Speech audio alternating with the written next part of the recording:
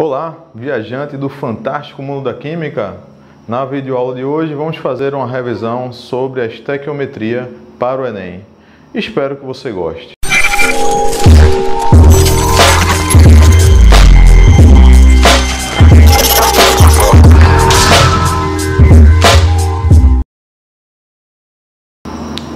Eu diria que resolver questões de estequiometria é que nem você fazer uma receita culinária. Se você seguir aquelas etapas ali listadas, há uma grande probabilidade de tudo dar certo. Então vamos lá. Qual é a receita para que a gente possa responder questões de estequiometria? Eu elenquei aqui 4 etapas. A primeira etapa chama-se o balanceamento da equação. Através do balanceamento da equação, obteremos a proporção em mols entre as espécies envolvidas. Então, basta você consultar o enunciado, você observar quais são as espécies envolvidas na questão propostas pelo enunciado, faz o balanceamento que você já obtém, inclusive, a segunda etapa, que é exatamente a proporção em mols entre as espécies sugeridas. Vamos lá.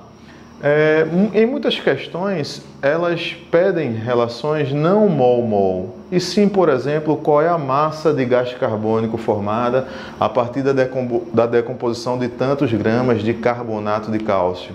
Ou seja, percebe qual é a massa formada a partir de tantos gramas.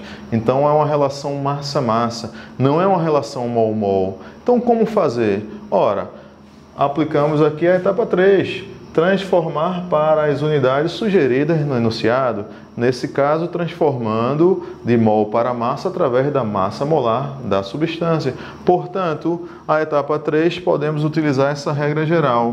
1 mol da substância corresponde a 6,02 vezes 10 a 23 partículas, que corresponde à massa fórmula em gramas da substância. Por exemplo, para a água, como a água é H2O, temos que o oxigênio, ele tem massa de 16, cada hidrogênio é 1, portanto, somando, temos um total de 18 gramas por mol, ou seja, 1 mol da água iria corresponder a que? 18 gramas. Agora, e se for um gás? Às vezes as questões abordam os gases nas condições normais de temperatura e pressão. Logo, relembrando que 1 mol de qualquer gás ocupa o quê? 22,4 litros nas condições normais de temperatura e pressão. E quais são as condições normais de temperatura e pressão? Temperatura 0 graus Celsius e pressão de 1 atm, certo?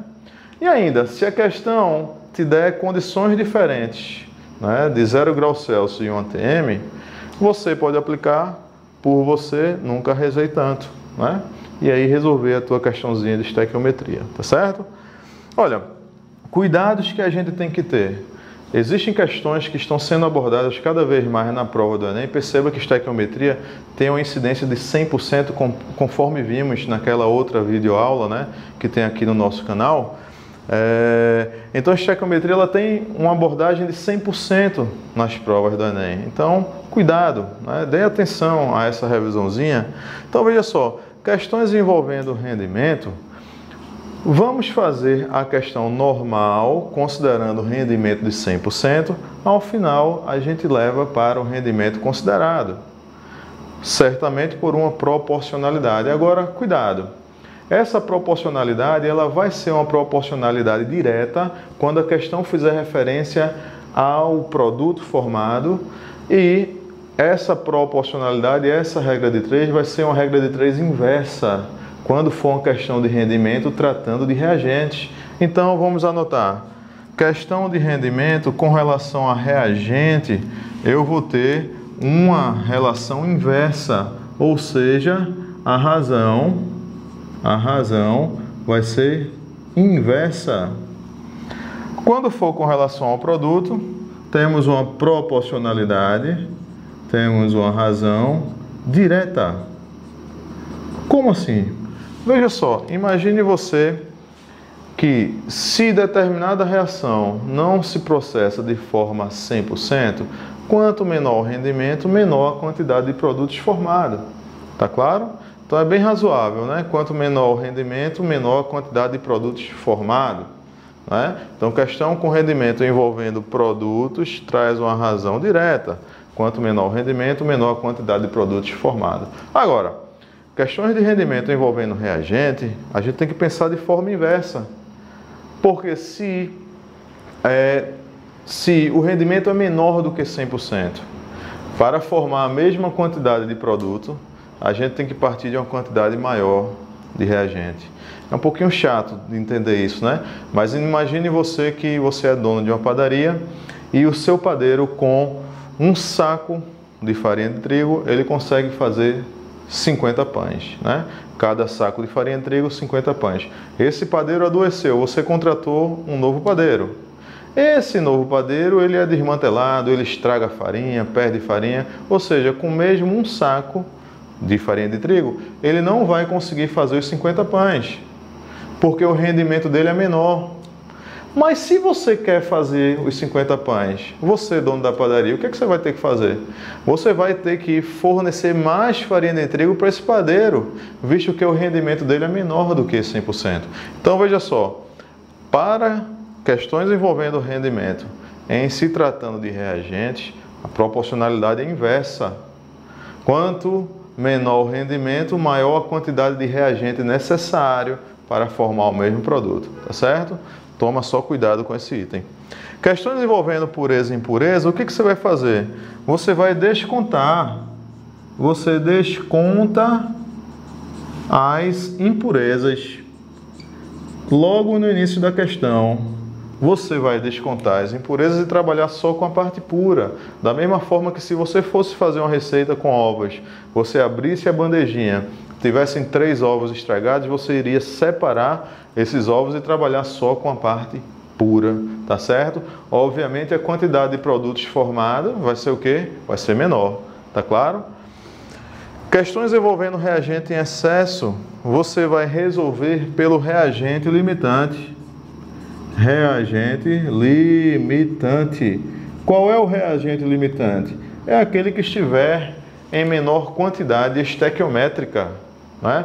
Por exemplo, imagine você, um exemplo bem simples, você tem uma fábrica de fabricar cachorro-quente, assumindo que a proporção de cada cachorro-quente é uma salsicha para um pão, formando um cachorro-quente, tá claro?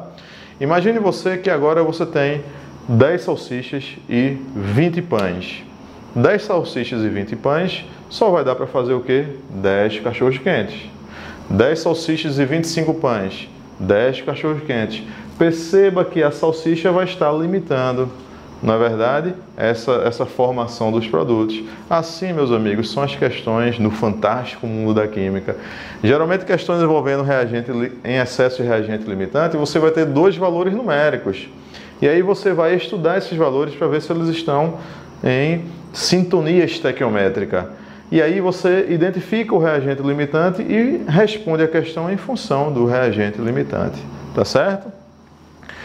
Questões, outro tipo de questão é questões envolvendo reações em etapas, é quando ele te dá mais de uma reação. Ele te dando mais de uma reação, o que você vai fazer? Geralmente ele vai comparar uma substância de uma equação química com a substância de outra equação química. Você tem que somar essas equações e obter uma reação global, certo?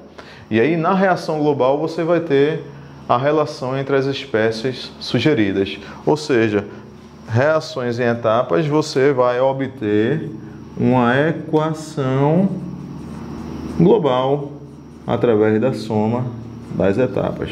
Tá claro? Então, meus amigos, vejam só, nessa nossa videoaula fizemos uma revisão rápida. Eu sei que é necessário fazer exercício, né? Estequiometria, ou seja, e na verdade a química, né? A gente aprende muito exercitando.